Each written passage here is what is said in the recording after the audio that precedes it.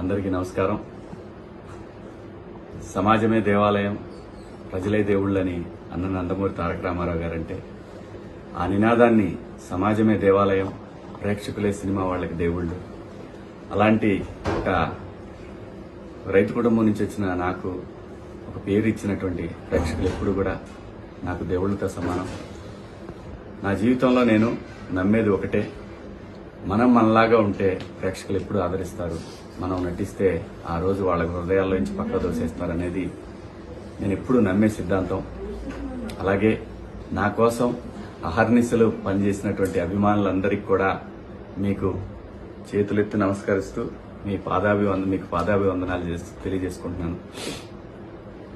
Big boss season 7 journey నా లైఫ్లో ఒక మధురానుభూతి. ఈ పాఠశాలలోకి లైఫ్లో ఒక్కసారి అడ్మిషన్ దొరికింది ఏ మనిషికైనా.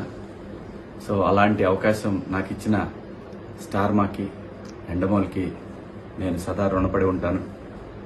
ఇక్కడ బిగ్ బాస్ ఆట అనగానే ప్రతి వాళ్ళు కూడా అక్కడికి వెళ్ళి గొడవలు చేయాలి, స్ట్రాటజీలు ప్లే చేయాలి, దాని తర్వాత అవసరమైతే కొట్టుకునే స్థాయి దాకా వెళ్ళాలి అనేటటువంటి ఒక దురభిప్రాయంలో ఉన్న వాళ్ళందరికీ కూడా కాదు. ఇది నిజంగా ఒక పాఠశాల, దీంట్లో డిసిప్లిన్ చాలా అవసరం, ఇది మనకి లైఫ్ పాఠాలు నేర్పుతుంది అనేది చెప్పాలనుకున్నాను. ఈ షో ద్వారా అందరికీ చెప్పాను. ఆ అవకాశం నాకు స్టార్ మా ఇచ్చింది. ఈ షోలో ముఖ్యంగా నాకు మొదటి సినిమా అవకాశం ఇచ్చినటువంటి నాగార్జున బాబు గారు ఎంత అద్భుతంగా ఆయన నుంచి కూడా హౌస్లో జరిగేటటువంటి మనం చేస్తున్నటువంటి మిస్టేక్స్ని చాలా అందంగా అందరికీ నచ్చే విధంగా చెప్పడం అనేది ఈ షోలో హైలైట్గా అనిపించింది నాకు. ఎందుకంటే ఆయన ఇండస్ట్రీలో ఎంతోమంది దర్శకుల్ని, ఎంతోమంది ఆర్టిస్టులను పరిచయం చేశారు. అటువంటి ఒక సూపర్ స్టార్ ఈ షోకి హోస్ట్గా ఉండటం అనేది నిజంగా కంటెస్టెంట్లకి అదృష్టం.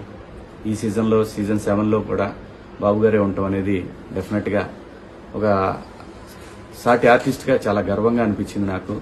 ఆయన ప్రతి వారం ఒక మాస్టర్ లాగా అందరికీ చెప్పడం, అందులో ముఖ్యంగా నాకు అవకాశం ఇచ్చినటువంటి దేవుడు నాగార్జున బాబు గారు, ఆయన చెప్పడం అనేది నాకు చాలా బాగా అనిపించేది. మాట్లాడదాం అనగానే నేను ఎక్కడా కూడా భయపడే మనిషిని కాదు. అలాంటిది బాబు గారి దగ్గరికి వచ్చేసరికి 1కి 100 సార్లు ఆలోచించి మాట్లాడేవాడిని.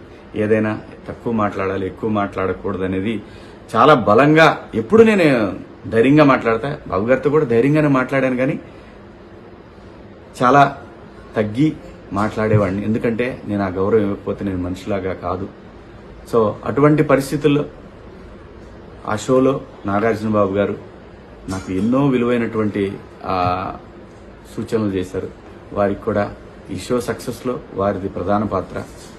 ఆ షోలో నేనంటాం నా అదృష్టంగా భావిస్తూ బాబు గారు మీకు సదా రుణపడి ఉంటాను. చాలా మంది రకరకాలుగా మాట్లాడుకుంటున్నారు. స్టార్ మా వాళ్ళు శివాజీని వెనకాల పెట్టారు, అక్కడ పెట్టారు, ఇక్కడ పెట్టారు, వేరే వాళ్ళని ముందుకు తీసుకొచ్చారు. ఇవన్నీ నేను ఒప్పుకోను. ఎందుకంటే వాళ్ళు ఒక పద్ధతి ప్రకారం ఒక ఫార్మెట్లో వెళ్తారు. దాని ప్రకారం ఈరోజు ఓటింగ్ జరిగింది.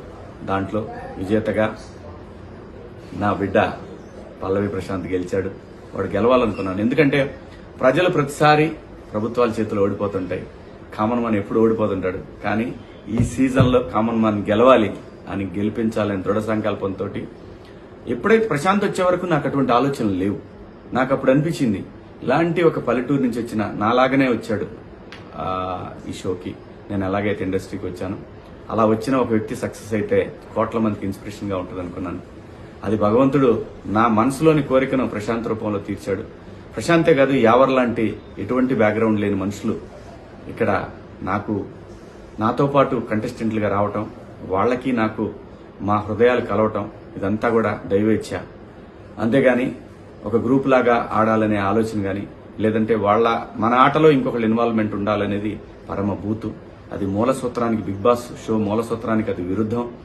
దాన్ని బలంగా నమ్మి అంతఃకరణ శుద్ధితో నేను పనిచేశాను ఈ బిగ్ బాస్ షోలో. నేనేంటో, నా క్యారెక్టర్ ఏంటనేది ప్రజలు చూడాలనుకున్నాను. అది చూశారు. కోట్ల మంది అభిమానులుగా వాళ్ళ గుండెల్లో నన్ను పెట్టుకున్నందుకు ప్రతి ఒక్కళ్ళకి కూడా పేరు పేరున హృదయపూర్వక నమస్కారాలు తెలియజేసుకుంటూ, నాకు సపోర్ట్ చేసినటువంటి నా అభిమానులందరికీ కూడా, మీ అందరికీ కూడా పాదాభివందనాలు. త్వరలోనే మిమ్మల్ని కలుస్తాను. ఇప్పుడే ఇంటికి వచ్చాను. కలుస్తాను. Thank you so much.